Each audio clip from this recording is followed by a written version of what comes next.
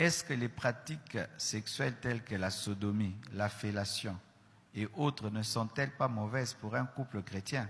C'est quoi réellement une déviation sexuelle?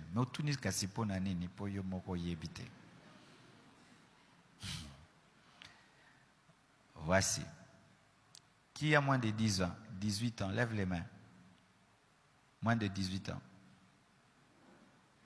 Levez les mains. Ah, vous avez tous plus de 18 ans? Ok. Ah. Ben, moi j'avais 15 ans, je connaissais tout ça. Hein? Et je crois qu'en ces temps-là, il n'y avait pas l'Internet, mais on connaissait déjà beaucoup. Donc aujourd'hui, c'est sûr que ces jeunes de 15 ans, ils connaissent plein de choses. Voici d'abord la définition de ce que vous dites. Le cunnilingus. Cunnilingus, c'est lorsque l'homme lèche la partie intime de la femme. Fellation, c'est lorsque la femme met dans sa bouche la partie intime de l'homme. Sodomie, c'est lorsque l'homme, au lieu de connaître la femme par le moyen vaginal, la connaît par le moyen anal. C'est ça la définition de ce qu'on vient de dire. Alors, ce qui est normal et qui ne crée aucun problème, c'est la voie vaginale, où l'homme connaît la femme par la voie vaginale.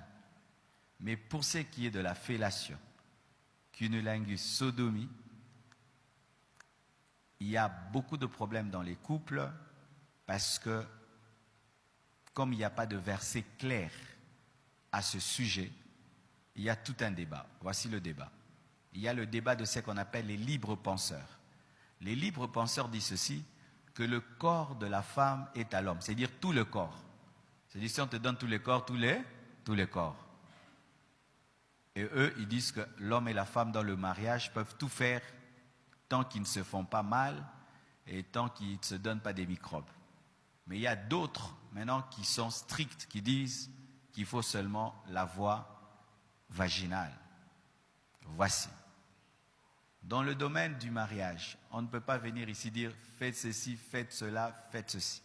C'est de telles questions, on y répond au bureau. Amen. Ça se répond au bureau. Mais voici ce que je peux vous dire de manière générale. Tout ce qui n'est pas le produit d'une conviction est un péché.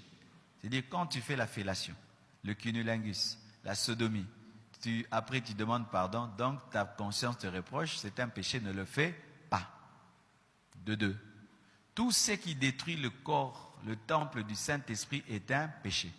Si quand tu fais ça, ta femme, elle tombe malade, elle a des hémorroïdes ou il y a des maladies dans la bouche chez l'homme, herpès et tout le reste, donc comme ça donne des maladies, donc ça détruit le temple du Saint-Esprit.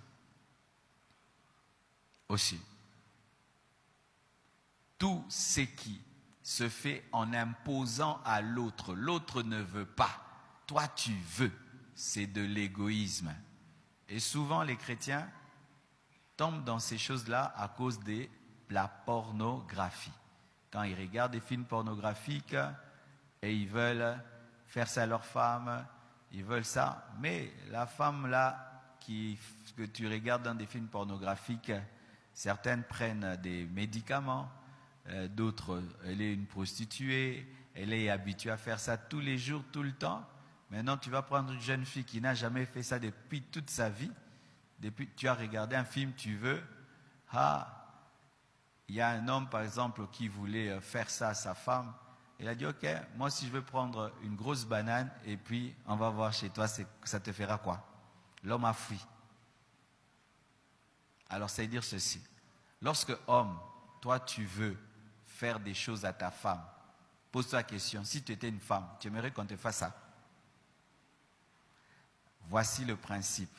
Lorsque la Bible n'écrit pas les choses clairement, comment tu peux connaître la volonté de Dieu? 1. La paix. Quand tu sens qu'il n'y a pas la paix, fais attention. 2. Quand il n'y a pas l'amour, fais attention. 3. Quand il y a la violence et la brutalité, fais attention. Nous entendons, c'est vrai, qu'il y a des femmes qui aiment la brutalité qu'on leur fasse des choses brutalement, souvent ce sont des femmes qui ont des problèmes psychologiques. Ouais, quand l'homme est doux,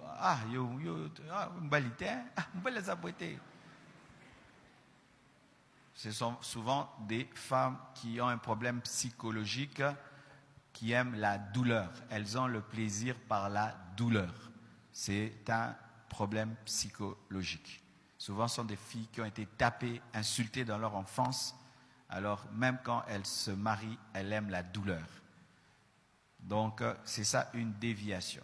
Mais les déviations clairement écrites dans la Bible, clairement avec verset, c'est l'homosexualité. La Bible interdit à un homme de coucher avec un homme, à une femme de coucher avec une femme, c'est écrit clairement. La Bible interdit de coucher avec un animal, ça c'est clairement écrit. La Bible interdit de coucher avec quelqu'un de ta famille, l'inceste, ça c'est interdit. L'inceste interdit, l'adultère interdit. La Bible interdit les relations sexuelles avant le mariage, ça c'est clairement interdit. Mais dans le mariage, ça aussi j'aimerais dire ceci. Il n'y a pas de question même à poser pour les célibataires. Un célibataire, tu n'as même pas à poser la question, est-ce que la sodomie c'est mal, cunnilingus c'est mal. Ça ne te concerne pas d'abord.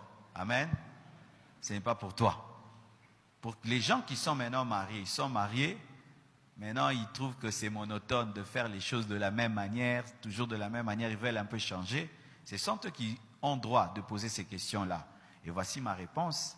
Si vous le faites sans conviction, c'est un péché. Si ça fait mal à l'autre, c'est un péché. Si ça donne des maladies, c'est un péché. Si tu brutalises l'autre, c'est un péché. Si tu n'as pas la paix du Saint-Esprit, c'est un péché. Ok? D'accord?